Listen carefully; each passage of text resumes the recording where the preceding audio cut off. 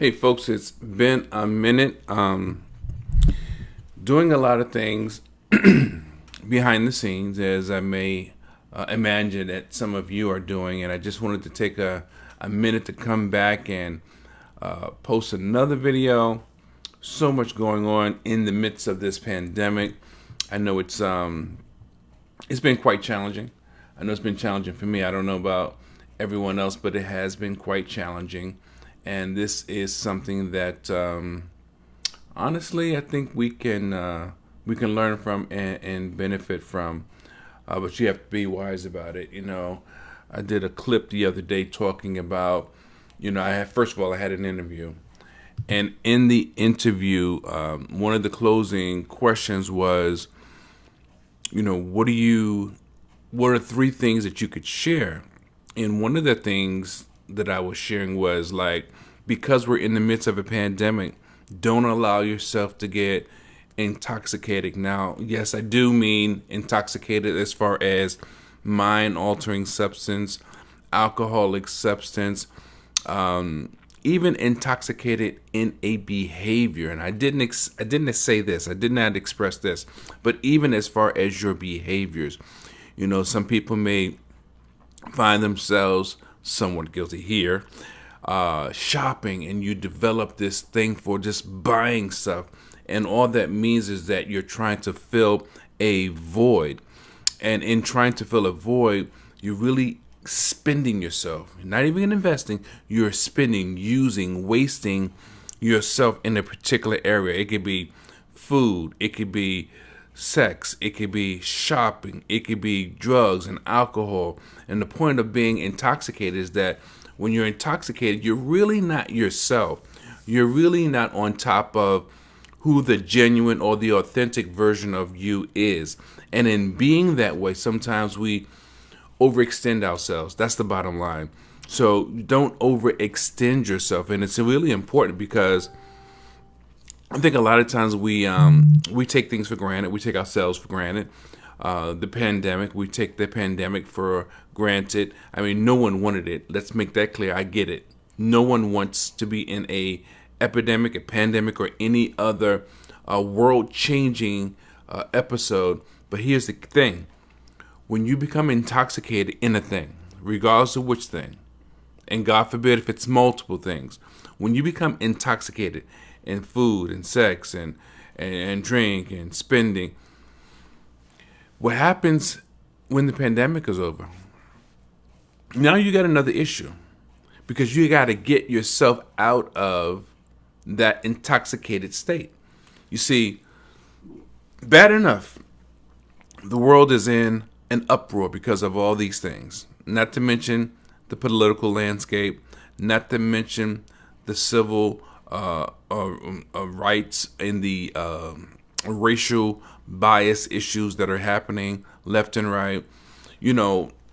If you get caught up in any type of intoxicating behavior, what happens is once the pandemic is over, now you've got to fight to get out of that intoxicating behavior.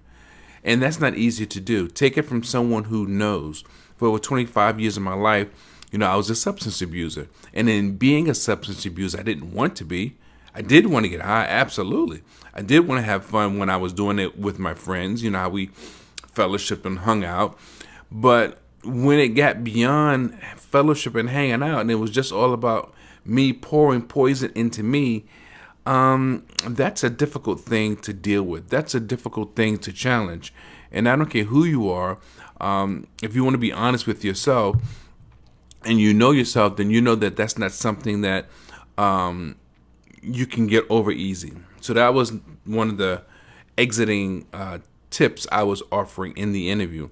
The second tip I was offering was fellowship. Now, of course, it's great when you can do it with family, but we can't always do it with family. That's just how it is. Sometimes family doesn't get along. Sometimes family isn't close.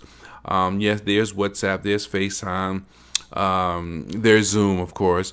But sometimes you have to look at different ways of doing things and different people to do things with. So sometimes the fellowship may be friends. It may be colleagues. It may be business partners. There's nothing like being in good relationship with business partners that you can really benefit from, and that you guys are on the same page. You guys have the same journey, the same mission. You really appreciate each other, and that's something that helps you to flourish, and you're comfortable with that.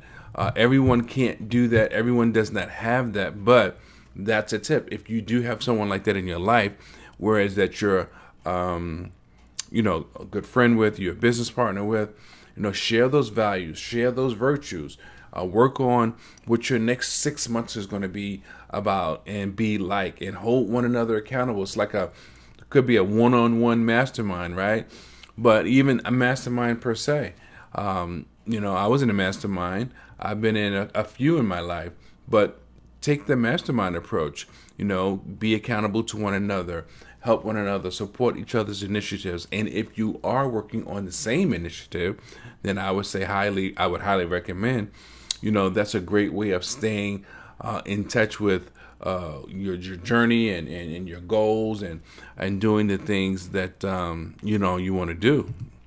Now, I think this third thing, honestly, I think that's one of the most important, and I'm gonna tell you why, of course, because now today is Columbus Day. Okay, so we have seen and experienced many things on Columbus Day in this world, in America, in these United States of America, right? So the key is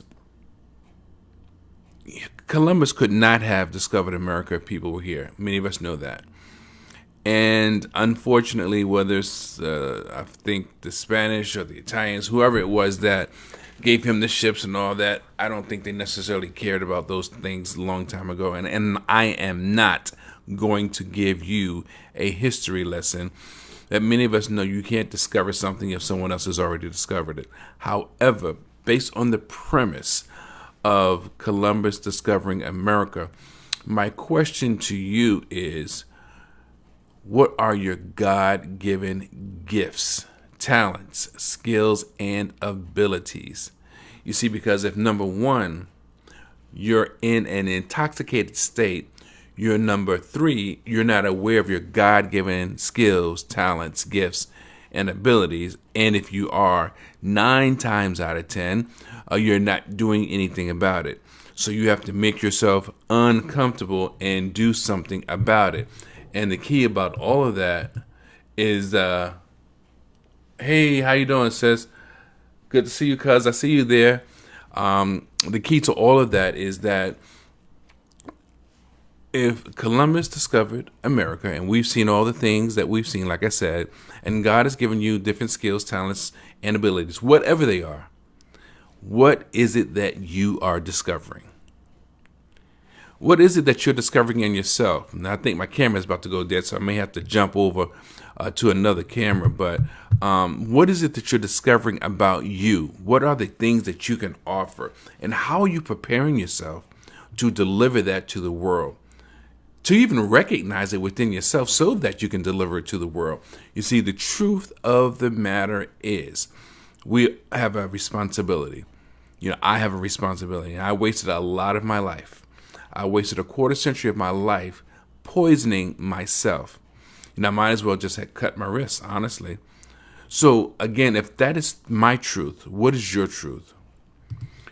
If your truth is that you understand what happened, and you understand that, there's things that you want to do and that you could do, and, you want to take advantage of them, you have to quiet yourself. You have to be still within yourself so that you can benefit from what has been given to you. There's an innate ability and talent, again, and it could be different things. It could be accounting, it could be carpentry, electrical, it could be speaking, it could be an author. It could be many things. It could be acting, singing, right? The point still is, if you're not doing anything, if you're not taking advantage of it, you'll never know what those things are. And the key to it all is to put yourself in that state of discovering, acknowledging, being able to implement, and following through. You got to follow up and follow through with those things. So I just want to give you something to chew on. So with that being said, I'm going to say thank you for your time. I appreciate those that jumped on. And look, guys, I always say you got to radiate the brain and change the game. And with that being said, I'm going to sign off. You guys take care.